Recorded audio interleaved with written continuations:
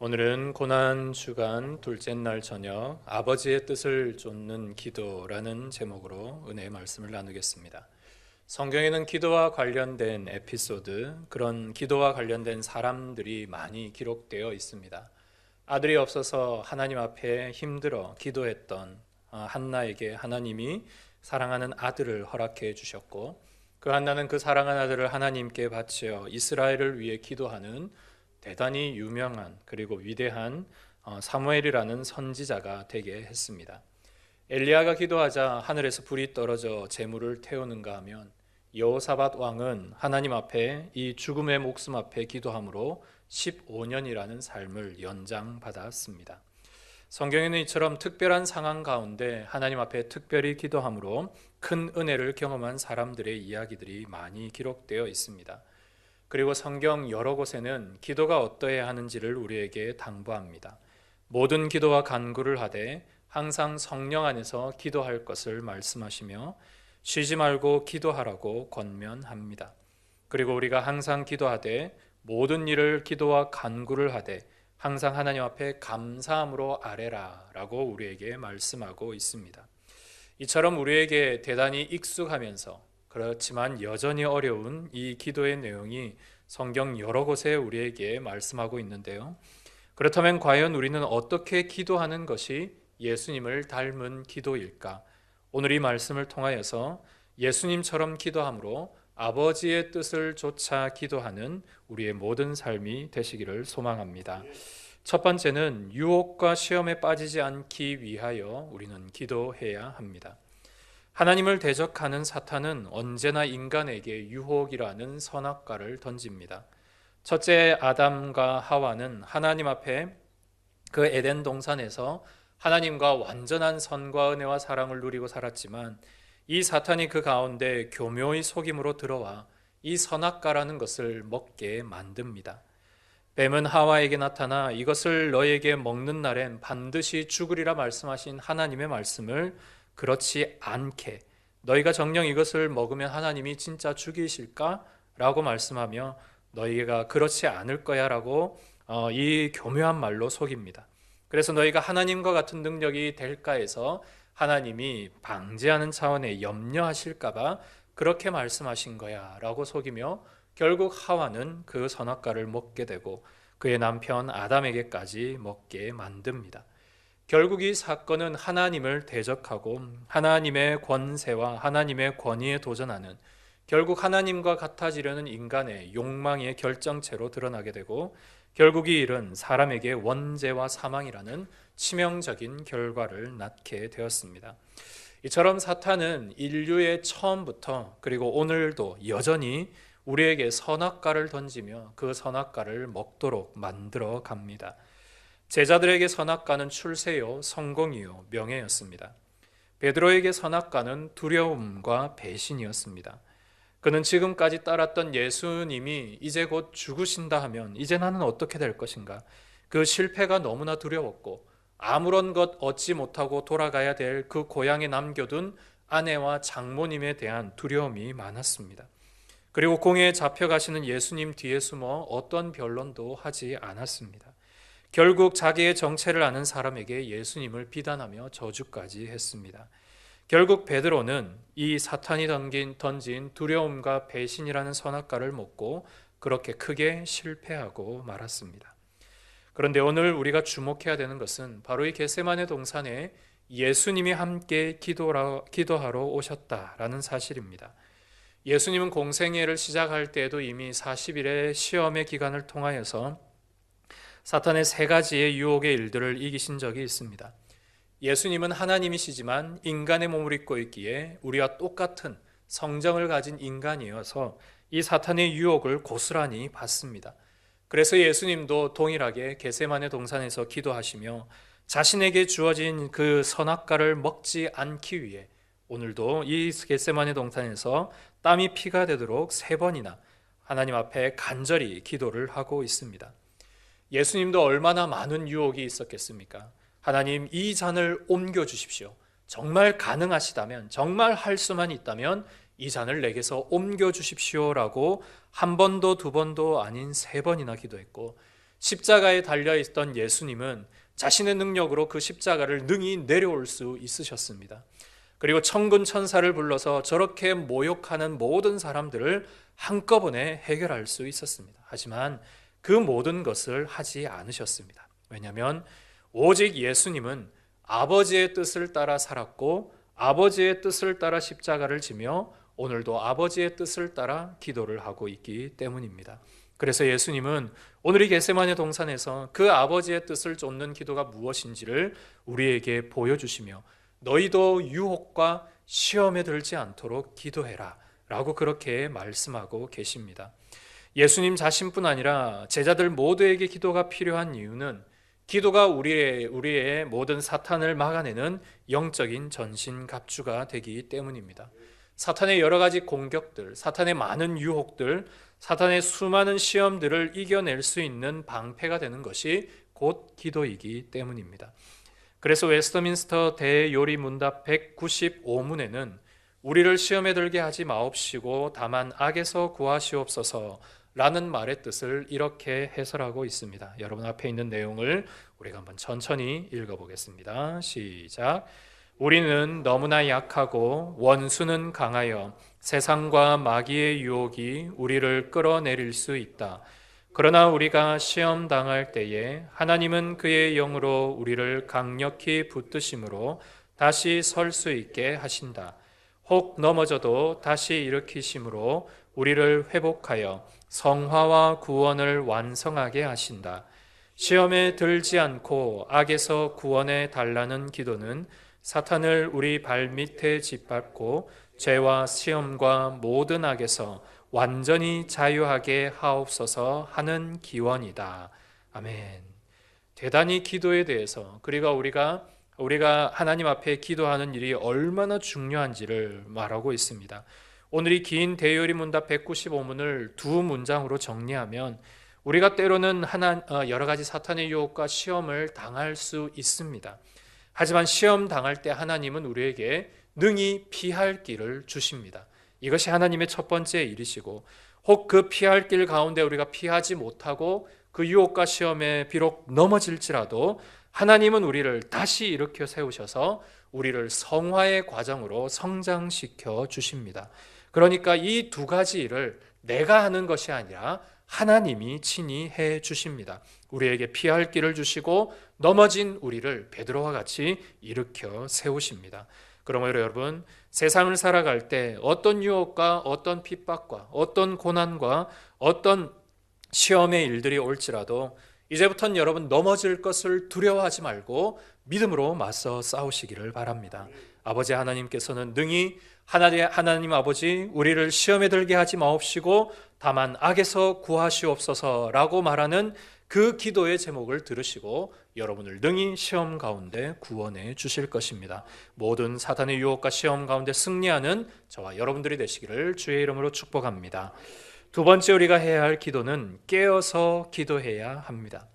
이렇게 중요한 기도의 제목을 안고 이렇게 중요한 기도의 자리에 예수님과 제자들이 함께 했지만 그리고 예수님은 심지어 땀이 피가 되도록 기도를 했지만 제자들은 그 자리에서 잠을 자고 말았습니다. 마태복음과 마가복음에는 제자들이 잠들어 있었고 예수님이 3번이나 찾아와서 그들을 깨웠지만 여전히 육신이 피곤해서 졸았다라고 기록합니다. 그런데 여러분 오늘 본문 누가복음에 보시면 조금 다른 표현이 있습니다. 그것은 바로 제자들이 슬픔으로 인해 잠들었다라는 바로 이 표현입니다. 오늘 이곳 자리에 겟세마네 동산의 자리에 있었던 제자는 3명입니다. 베드로와 야고보와 요한입니다. 이들이 먼저 잠들었던 이유는 마태와 마가가 말한 대로 첫 번째로는 육신의 피곤함입니다. 실제로 하루 종일 사역하셨고 밤 늦도록 만찬의 자리에 있었고 그 모든 일들을 마치고 오늘 이곳에 기도하러 왔기에 그는 육신적으로 3명 다 피곤했습니다. 그러니 한 명도 깨어 있을 수 없을 만큼 3명 모두 육신의 피곤함이 있었던 것은 사실입니다. 그런데 이들이 더 크게 힘들었던 이유는 바로 예수님이 끊임없이 이야기하는 그리고 좀 전에 만찬의 자리에서도 이야기하셨던 자신이 십자가를 지시고 이제 모든 죽음의 길을 걸어가신다라는 그 스승님의 마지막 이야기 때문입니다. 이제 우리는 어떻게 해야 되나? 그리고 스승님이 돌아가시면 우리는 어떻게 해야 되나? 이런 연민과 슬픔이 그들을 쉽게 지치게 했고 결국은 이것으로 말미암아 처음에는 그러지 않았을 겁니다. 기도를 하려고 했지만 육신의 연약함과 마음의 곤고함으로 인해 그들은 잠들어 피곤히 졸았던 것입니다. 여러분, 그래서 저는 여러분들에게 기도를 권할 때마다 할 수 있는 대로 소리를 내어서 기도를 하라고 당부를 드립니다. 왜냐하면 우리가 소리를 내어 기도해야 될 이유가 두 가지가 있습니다. 첫째는 하나님 앞에 간절하기 때문입니다. 여러분, 우리가 간절할 때는 소리가 나오지 않을 수가 없습니다. 우리가 지난주 호산나를 외쳤던 수많은 사람들의 외침과 같이 나사렛 예수시여 우리를 살려주십시오라는 외침은 결코 작은 소리로 읊조릴 수 없습니다. 하나님 앞에 우리가 간절하면 부르짖을 수밖에 없습니다. 두 번째로 소리를 크게 내어 기도해야 되는 이유는 여러분의 기도의 소리에 집중하기 위해서입니다. 많은 분들이 많이 경험해 보셨을 겁니다. 기도의 시간에 소리 내지 않고 혼자 마음속으로 기도하다 보면 처음에는 제자들처럼 기도가 됩니다. 하지만 묵상 기도는 오래가지 못합니다. 곧 묵상은 잠으로 이어지기 때문입니다. 그리고 묵상은 너무 엄청난 집중력을 가지고 기도하지 않는 이상 여러분 마음속에 온갖 잡념이 생기게 되어 있습니다. 그래서 기도를 오래 하고 싶으신 분, 기도에 큰 응답을 받고 싶은 분들은 여러분 오늘부터 가능한 소리를 크게 기도하시기를 바랍니다. 자기의 기도 소리를 들으며 하나님 앞에 간절히 기도할 때 오늘 예수님이 말씀하신 것처럼 너희가 깨어 기도할 수 없느냐라는 이 기도의 외침에 우리가 조금 더 한 걸음 나아가는 은혜가 있을 것입니다. 주님은 이렇게 계속해서 졸고 있는 제자들에게 깨어 기도하라. 너희가 깨어서 기도하라. 어떻게 이렇게 중요한 시간에 깨어서 기도하지 못하느냐라고 그렇게 당부의 말씀을 3번이나 들었습니다. 베드로는 훗날 교회의 지도자가 되었을 때 교회에 있는 성도들에게 권면을 이렇게 했습니다. 근신하여 깨어 기도하라. 너희를 대적하는 마귀는 우는 사자와 같이 두루 다니며 삼킬 자를 찾고 있느니라 말했습니다. 베드로와 요한에게는 오늘 이 겟세마네의 기도가 평생 지워지지 않는 부끄러운 과거였을 것입니다. 왜 우리가 그때 깨어서 기도하지 않았을까? 왜 우리가 조금 더 기도를 못했을까? 왜 우리가 그때 육신의 연약함과 마음의 공고함을 이겨내지 못했을까? 그러기에 항상 기도를 권면하기를 깨어 기도하라, 근신하여 기도하라. 마귀가 너희들을 넘어뜨리려 하고 있다. 반드시 깨어서 너희들이 기도해야 한다라고 사도들이 그렇게 외쳤던 것입니다. 여러분, 기도는 저절로 되지 않습니다. 힘을 써야 되고 애를 써야 합니다. 그래서 기도는 노동이라는 말이 있습니다. 기도는 저절로 되는 것이 아니라 우리가 힘을 내고 애를 쓰며 마치 밭을 갈고 논을 갈듯이 노동을 하는 힘으로 기도를 해야 우리의 기도가 됩니다. 왜냐하면 사단은 언제나 여러분의 기도의 씨앗을 훔쳐가려고 준비하고 있고 여러분들의 육신의 약함은 언제나 졸음으로 여러분들을 방해하고 있고 여러분 머릿속에 있는 온갖 생각과 잡념들은 이 기도를 못하도록 방해하고 있기 때문입니다. 그래서 여러분 그것을 뚫고 하나님 아버지께 닿을 수 있는 기도를 위해서는 항상 깨어 구하는 여러분들이 되시기를 소망합니다. 그래서 여러분 기도하실 때 하나님 성령께서 내 육신과 영혼을 깨게 해달라고 기도하시고 그 주님을 의지해서 기도할 때 오늘 예수 그리스도처럼 아버지의 뜻을 조차 기도하는 우리의 기도의 삶이 될 것입니다. 마지막 3번째로는 자신을 부인하며 우리는 기도해야 합니다. 오늘 예수님을 배반한 제자인 가롯 유다가 나옵니다. 가롯 유다에게 있어서의 선악과는 출세와 성공이었고 또한 돈이었습니다. 유다가 처음부터 이렇게 악한 사람은 아니었을 겁니다. 그런데 유다가 언제부터인가 헌금함을 맡게 되었었고요. 그러면서 하나 둘씩 가져가던 것이 나중에는 향유를 깨트린 여인을 향해 화를 낼 만큼 이것을 내가 취할 수 있었는데 자기 물건도 아닌 것에 대해서 탐욕을 가질 만큼 그는 정말 이상한 방향으로 많이 삐뚤어져 있습니다. 무엇보다도 유다에게 있어서 치명적인 것은 예수님께 완전히 돌아선 것이었습니다. 물론 다른 제자들도 시험에도 넘어졌고 유혹에도 넘어졌고 심지어 베드로는 예수님을 저주하면서까지 부인했습니다. 하지만 유다와 한 가지 달랐던 것은 그들은 실패하고 넘어졌지만 비록 예수님 앞에 다시 두 손 들고 회개하며 나온 것에 있습니다. 비록 넘어졌지만 예수님 앞에 다시 나와 예수님께 용서를 빌고 예수님의 은혜의 손을 붙잡은 데 있습니다. 하지만 유다는 달랐습니다. 후회는 했지만 회개는 하지 않았습니다. 여러분, 이 차이는 대단히 큽니다. 우리의 과거나 우리의 실수나 우리의 넘어짐에 대해서 우리 모두는 후회할 수 있습니다. 하지만 더 중요한 것은 후회에서 그쳐서는 안 되고 회개의 자리까지 나아가야 합니다. 바로 이 회개가 여러분 자신을 부인하는 일입니다. 여러분 자존심이 있으면 회개하지 않습니다. 여러분 자아가 살아있으면 회개하지 않습니다. 내가 하나님보다 더 크고 내 생각이 하나님보다 더 크면 우리는 회개하지 않습니다.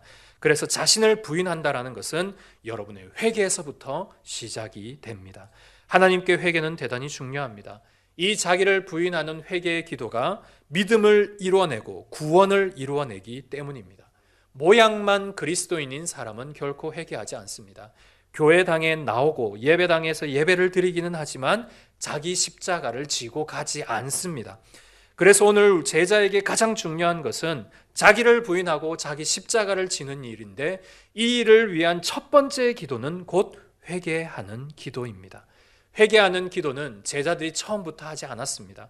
예수님이 십자가 지시는 그 자리에까지 제자들은 회개하지 않았습니다. 하지만 부활하신 예수님을 만나고 그들이 이 예수님과 다시 한번 말씀의 부흥회를 경험하고 성령의 큰 은혜를 체험한 뒤 그들의 인생의 후반부는 완전히 회개하는 인생, 하나님 앞에 자신을 부인하는 기도, 자신을 부인하는 인생의 삶을 살아가게 되었습니다. 그래서 다혈질이었던 베드로는 온화한 장로가 되어서 오늘도 믿음으로 말씀으로 하나님의 백성들을 잘 가르치는 그런 위대한 교회 지도자가 되었고, 우레의 아들이라 불렸던 요한 역시 사랑의 사도로 완전히 변화되었던 것을 우리는 보게 됩니다. 자신을 부인하는 것, 자기의 십자가를 지는 것, 그런 사람은 자기의 사역과 사명뿐 아니라 인격과 전 삶이 하나님으로 말미암아 완전히 변화되게 됩니다. 오늘 그러한 삶이 제자로서의 합당한 자이며, 오늘 그러한 사람이 오늘 이 겟세마네 동산에서 기도할 수 있는 하나님께 아버지의 뜻을 좇아 기도하는 사람의 기도일 것입니다. 사랑하는 성도 여러분, 오늘 주님 앞에 기도할 때 하나님, 우리가 내 자신을 부인하고 하나님 앞에 기도하기를 원합니다. 오늘 나를 주님께서 변화시켜 주시고 하나님 아버지의 뜻을 좇아 살아가는 그런 주님의 제자가 되게 해달라고 함께 기도하는 은혜 있기를 소망합니다. 끝으로 칼빈의 기도의 정의를 말씀드리고 말씀을 마무리하겠습니다. 칼빈은 이렇게 말합니다. 우리는 육신의 나약함을 알기에 더욱 하나님께 도우심을 구해야 한다. 기도는 게으른 자의 도피처가 아니라 순종의 힘을 공급받는 통로이다. 오늘도 여러분 하늘 문을 향해 기도함으로 하나님의 넘치는 은혜와 힘을 공급받는 은혜의 이 기도의 시간이 되시기를 주님의 이름으로 축복합니다.